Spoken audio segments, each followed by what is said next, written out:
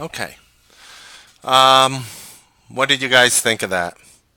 Honestly, do you wanna see like more of things like that in the future? Do you want to see less things like that? I sort of do what interests me at the moment. But like I look at all these even profitable traders, supposedly profitable traders. And I say supposedly because I've been in the industry a little too long. And it's just, why not talk about a losing trade? And I love when you do that, Biker. Honestly, like you talk about a trade and how you handled it and what you were thinking and what you could have done better. And honestly, that sort of mentality is what people need to hear. It's great, and we can all celebrate when we have a winning trade. But I'm not saying you have to go over every single one of your losing trades or every single one of your winning trades for that matter. But when there's a very important trade out there that really ultimately tests the psychology of the actual trader, so many people look at it from the outside and they would say, Mark, those were two phenomenal calls. If I was duplicating your size, I would be up over 100 grand on those two trades, and that would have been phenomenal. And maybe with your account size, you're up a small percentage of that, whether it's $100 or $500 or $1,000 or 5,000 or 10,000, whatever your number is, based on your size, of course. And a lot of people came back and like, Mark, that was a great trade. I disagree. A great trade doesn't equate to the money made behind it. A great trade is a profitable trade. Wasn't a great trade. A great trade would be if we put it right at the lows and then it shot up. That's a great trade. But considering how much we were down, even though we had our parameter set in the first place, I don't honestly like my stocks going near my stop loss level, and I know I'll get stop loss in the future. I know my stop loss levels will hit. I don't doubt it, but I was pretty far off this time. And yes, I did give a wide stop because I thought it might flush like that, obviously. So I was almost reading it, but you know, but that's where I decided to throw my bid. And I just thought it was very important to discuss it. Yep. And like why aren't broadcasters talking about things like this? Because everybody likes to put up an illusion like they're almost never wrong. And honestly, people like that, I don't really grab beers with. There are people out there who think they never forget about trading. I'm just mean in general. There are people out there who are just never sorry for anything they do, and they always blame someone else for anything wrong that happens in their life. And I'll tell you, as somebody who's an educator, those are the hardest people to train. You know, I had people in my family who are like that, so believe me, I experienced it firsthand. It's just about sort of evolving your personality, I feel. Apple 5 minute chart. Look at Apple 15 AMA. Yeah, so I went ahead and that's interesting. Yeah, it started breaking above the 15, but you know what sort of screws me up on this one, Biker? The fact that you were doing it at 11:30 today. And you were doing it at 11:30 today. Look, you're breaking out. Look right here. You're holding above it, right? Splash. Oh, look, you're holding it above it again. What's happening? What's different this time? I'll tell you what's different this time. Take this line, guys, and draw this line. Draw December 18th to January 3rd. December 18th to January 3rd top. That's what's different this time. That's why Apple should go back above 173. So, yep. Yeah.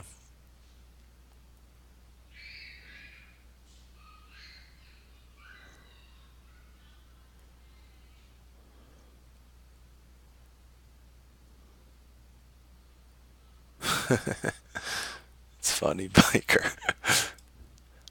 Your exits have improved, writing down reasons and post analysis of the traders help. I still suck though. Your sucking will be ephemeral, Alan. Just keep it up. Big help. I'm so glad my class helped you. Honestly, my favorite part about the class was the price point of $195 because they wanted me to talk about trend lines for another 2-3 days and charge $2,000. And I think so what I did was instead of going on through every single chart, I literally shared with you guys my PDF. I literally shared with you guys every single line that I was going to draw, and I just let you guys do it yourself and let you ask me any questions. So it was cool to keep the price down, and I'm glad you enjoyed it. Thanks, Biker. My thoughts on Dick's Sporting Goods. Such a rough chart, right? Support tomorrow, 31.79. Schwab, did it move with E-Trade? ETFC. So E-Trade moved. I don't know what Schwab is going to do tomorrow because E-Trade is down, so maybe Schwab goes down. Same sector, right? So if you're looking for a long in Schwab tomorrow, I don't know if it gets there, but 51.87 is my level. Intel long, Intel gapping up on earnings to 46.99. All I have to say is very simply this.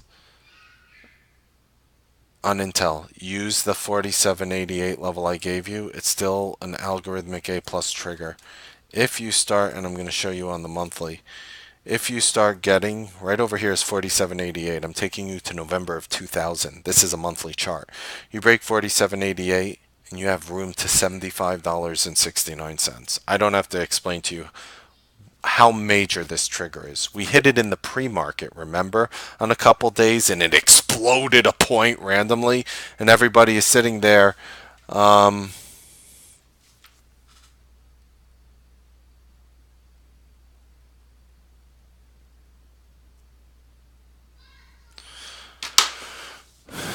Remember, it hit it in the pre-market, and people were all asking, "Oh, well, is there news on Intel? Why did it shoot up $1?" And I'm like, "Because the algos are trading in the pre-market through the 47.88 level. That is the key level to watch. Should we actually break it tonight? 47.88. Look at the high. Look at the high after earnings, 47.88. You see what I mean? You could literally find that level 18 years ago. That's 17 years and a few months, whatever. But like, you see what I mean? At 5:30, it hit 47.88. That's still your trigger. That's funny. I wanted to see if it actually broke it tonight. It didn't. It hit it exactly to the penny. Watch 47.88. That's a very big deal. Ravi, S&D, long. That's Smart Sand. Um, I would have said, if you asked me today, I would have given you 971, and it would have hit 984, and you would have missed it if you were using my level. Tomorrow the level's 955. Who do I use for my trading platform, Forex trading platform? Who? I use an overseas broker.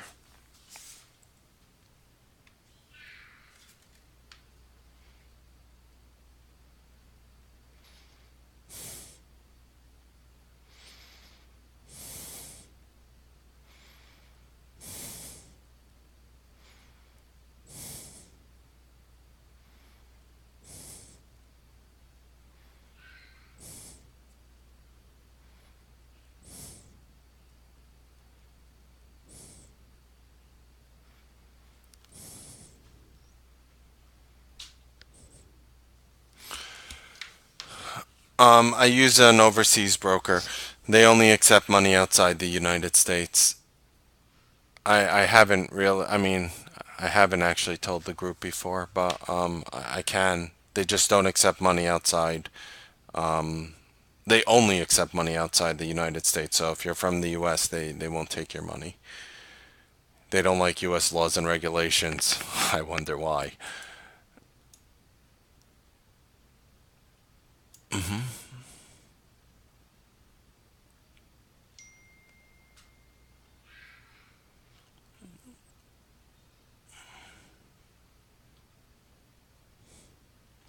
And see, that's a good point too. People are like, "Oh, in trading, you have to be like a robot. You got to remove emotions for the trade." Now, if I told you that there are literally DNA evidence within the strands of your genetic genome that literally add emotion into everything you're doing, you know, like, give me a break. Trade like a robot. See, these are just when people say that, it lets me know that they are complete and utter failures as teachers. Remove the emotion from a trade. Be disciplined. Have a game plan and stick with it. And I'm sitting there and I'm listening to him. I'm like, hey, dude, if we were all able to do that, we wouldn't be listening to you right now. Give me something of substance. Give me something that I can relate to. Give me something emotional. Give me a story of when you got emotional. Stop pretending when you're talking to me like you follow these plans and it's very easy for you once you start sticking with them. And it's just like, no, it isn't. Come on. Just, you're not a real trader. You're a wannabe educator and you're not even good at it. Like, that's my thoughts when people talk like that. Give me a break. Like, when was the last time you heard, somebody really going over a losing trade? I'll tell you the last time I saw it in this room. No one outside. Like, I look outside, I look at some other traders, and a lot of them are in my phone. I speak to them. They'll never talk about it. And I'll ask them, I'll say, why? I remember this was like months ago. I asked a person like, why? Why didn't you talk about your losing trades? He's like, I'm in a room. I got to exude confidence. I got to exude calm. I got to exude a positive mentality. And I'm like, how is talking about a losing trade a negative mentality? Because that's where people are going to need the most help. Oh, you're up money on a trade? Oh, you don't know what to do? Oh, no. Oh, God, no. Hey, dial 911. Ask for help immediately. You don't know if it's going to go higher. You don't know where to put your trailing stop. Give me a break. That's not the problem people have. So, yeah, That's why a lot of times I question if some of these people are actually trading, because I'm like, are you trading the same thing as I am? And another thing I wanted to mention to you guys is like the Stitch Fix trade, for example, or the sale. When I was buying that and I was holding that, I had fundamental conviction behind Stitch Fix and sale. I loved the fundamentals of the company. I did and do and still do have an emotional attachment to them. I do. I do. I have an emotional attachment to sale, the IPO. I have an emotional attachment to this stock. I do. I believe in it. I believe in the company. I believe it should be trading higher, significantly higher, 50% higher, 80% higher. I believe it. This is a different trade than the Forex trade. The other Forex trade was just another trade. I had no due diligence beyond what I can see on a chart. With sale, you take this chart away from me and I can see the value in the company. That's the difference. You take the chart away from me in that Forex trade that I went over, I wouldn't go near it. You take away this chart from me, I just want to buy it. To me, whether it's $20 or $25 or $10, I want to buy it, That's the difference.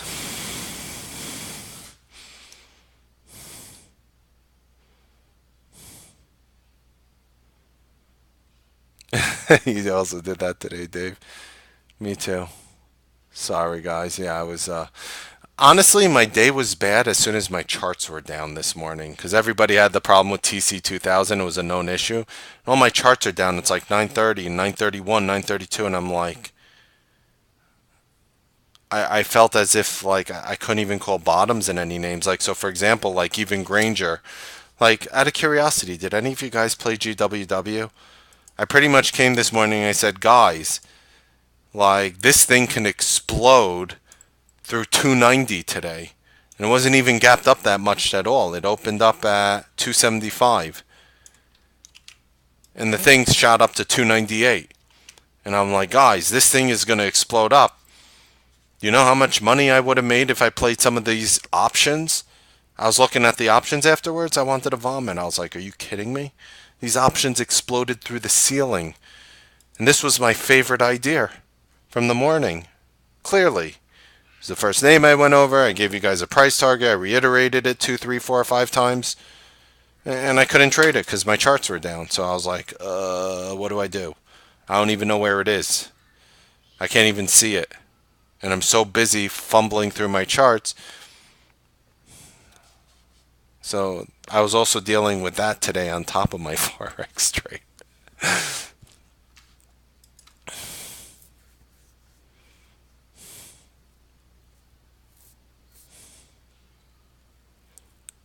I got you, Mario.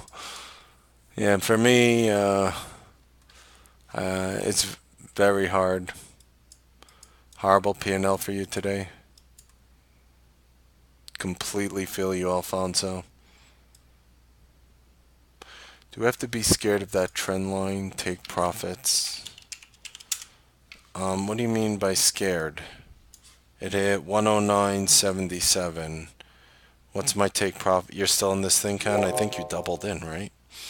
So my take profit on this one, Ken, was 109.97. We hit 109.77. Honestly, bro, I think you could chuck it. That's my thoughts.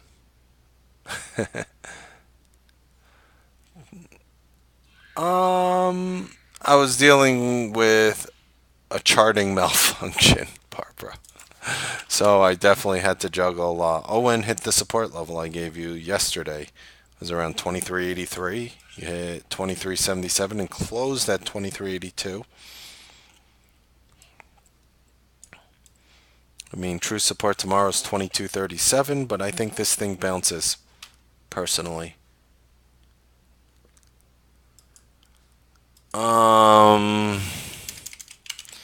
See, I was with you for the first time on the Euro US dollar short. I think it was, I was like, okay, if you're going to do it now. I was pretty much trying to tell you to avoid it and the nicest, most honest way possible on Monday, on Tuesday, on Wednesday, and it broke through here today, and I'm like, okay, today.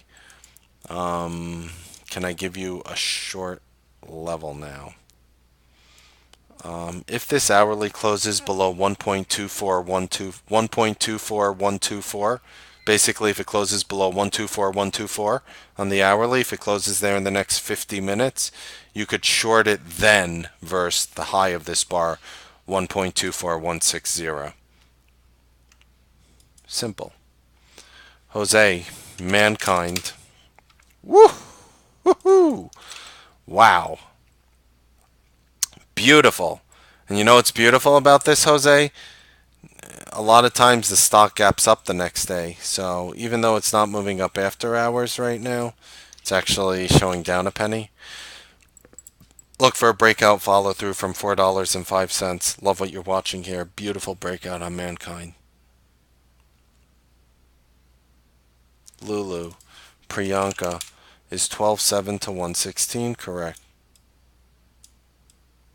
Yes. Yes, it is. Absolutely. That's one of the best ascending support lines you can draw right now. Well played. Barbara, any thoughts on Roku? Yeah, continue to ignore it. It's just weird. You have all these moving averages up here. Could it break out? Yes, I just don't like your risk reward on this one.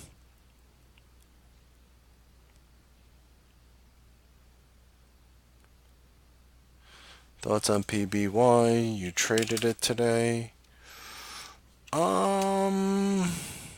If you're going to be bullish tomorrow, you need to hold above 68.17. If you're below that level, I don't like it for a long. If you're above it, I like it for a long. Then use $70, which is today's high, for a follow-through breakout. From that point forward, Jose. Priyanka, Mattel, buy level. Ooh, Ooh, I would have given you 1645. Ooh, that's a double. The exponential 8 and simple 50 are 1645 to the penny.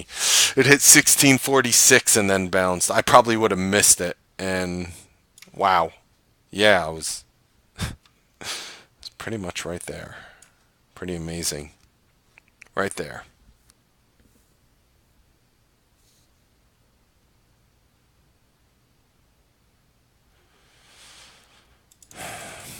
Definitely, Michelle. TLT, any buy level here?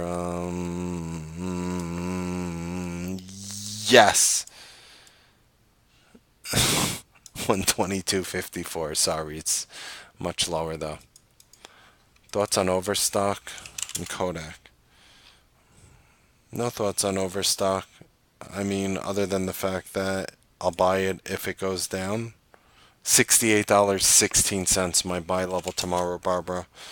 Kodak finally hit the exponential 8, but you didn't close above it. If you start pushing above it tomorrow, which is basically if you start getting above 970 tomorrow, it's right here pretty much. I think you could start playing Kodak bullishly. X and First Solar. By the way, the level I gave you in X today was at that same support line. I gave you 39.90 yesterday. You hit 39.85. The level I'm giving you tomorrow on this trend line, 39.90 again. It's a very flat trend line. I probably could draw up better and give you a better level. Please hold. You could use 40.03. It's pretty much right there. Coherent, 919, 1031 for a long.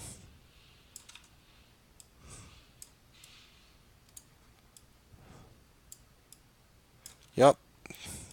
I have this line. Just extend. Absolutely, Priyanka. 100%. Great, great, great, great, great line. Beautiful conviction. Will work 80% of the time if you buy it there. Well played. AMAT thoughts here. Bearish engulfing bar off a bullish formation. That's nature's way of saying do not touch. However, support tomorrow if it goes lower is 54.62. Adobe 116, 122. Did you miss this one? 116 to 1. I don't like the line of 116 to 122. I don't like that line. You're finally hitting the exponential 8 today after so long. No, you just missed it by 2 cents. I would have given you 196.05. You hit 196.07. No, I don't think you missed it. And I don't think that level is very valid. And if you drew this line would be more valid. It's a little bit complex based on a digestive pattern. I don't want to go into a lesson why it's valid right now, but take it from me. You have to draw 117 to 119. It's an extremely rare complex line, but that would actually be your line there. This is where like the hundreds and hundreds of hours of practicing come in. You guys are like 95% there. This is one of those 5% situations. So don't worry if you don't see this one. Though on European, yeah, on the US dollar, yep.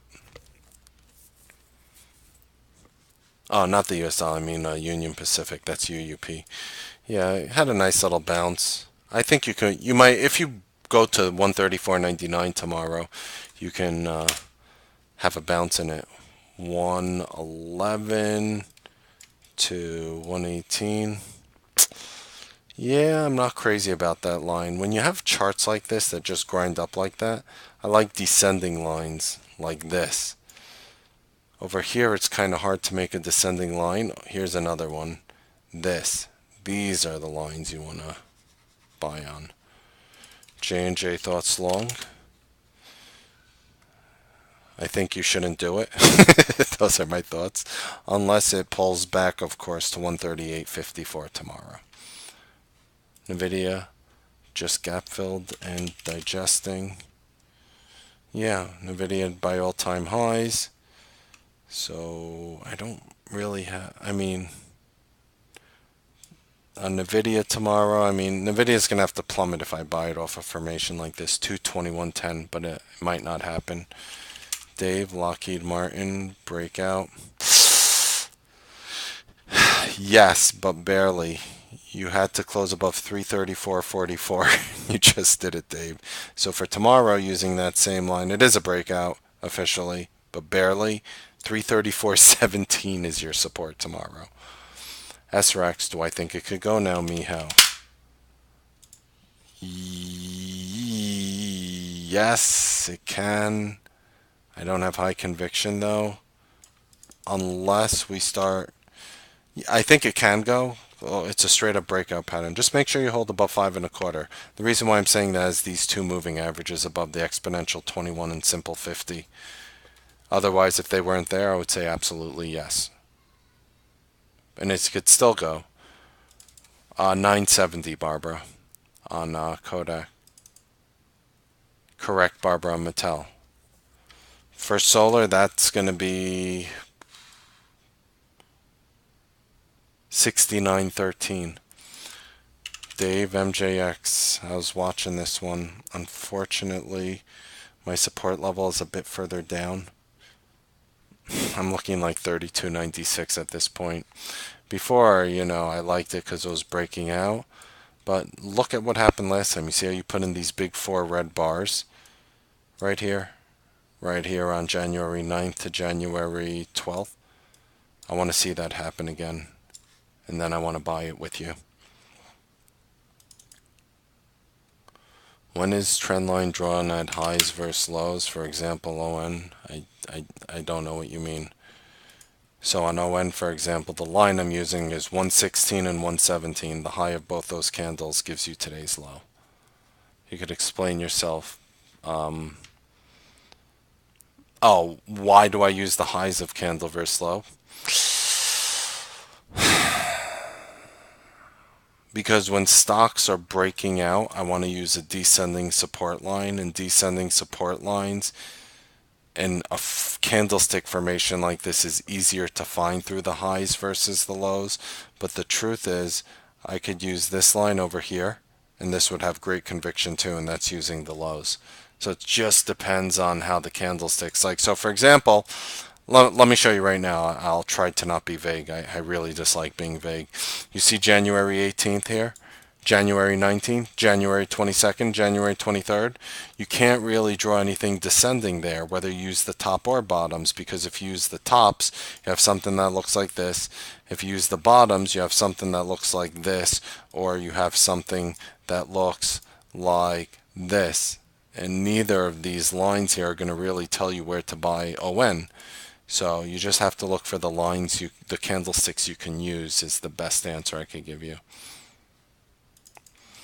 Will I be able to cover Coherent? Sure. I would love Coherent to get down to 257.14, break that level, maybe hit like 252, 253, and then go long. Momo and Wooba both look good, right, John? Right. Momo looks like it's breaking out now. I told you about the bull flag wedge here. I said you were going to resolve by Wednesday. Remember? That most likely you're going to resolve Wednesday. You actually resolved bullishly on Wednesday. Wednesday, believe it or not, was an extremely bullish day, even though you closed down 5 cents because you broke out. Now you see the follow-through magically, quote-unquote, happen. Looks like it could easily get to $30.55, John. And Wooba? Now I'm scared, because now in Wooba you look like this.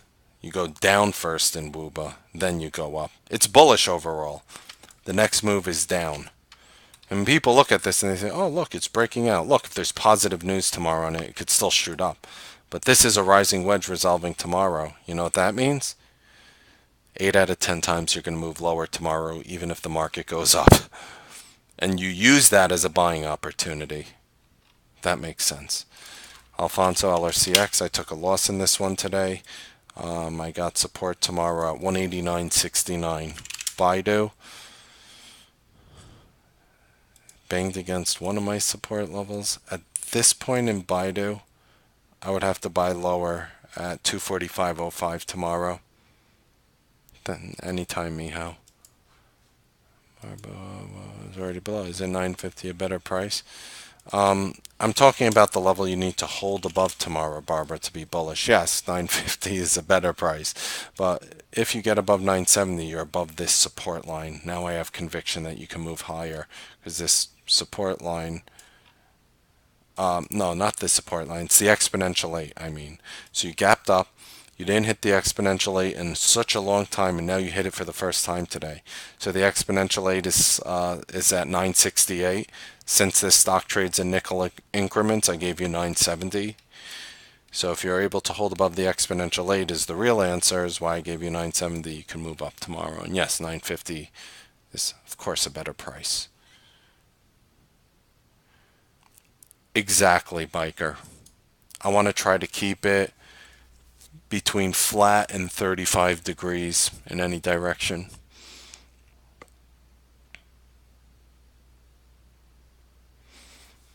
Jerry, gold.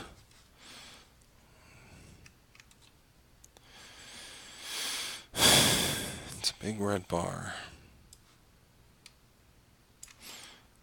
Support tomorrow, if it can hold, will be 126.92. I am very bullish in GLD. Are people really wanting to buy cryptocurrencies over physical gold? That is the epitome of stupidity.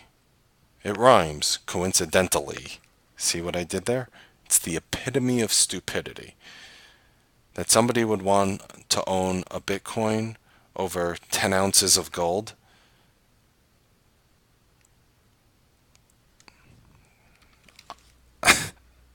Not in my lifetime. Nike, bullish. Support tomorrow, 65.43. And last but not least, General Motors. Weird formation, huh? I don't have it's too mumble jumbled here. I don't have any conviction in any direction. For me, if you are going to buy GM though, I mean, I'm going to need a dramatic pullback down to like $40.10.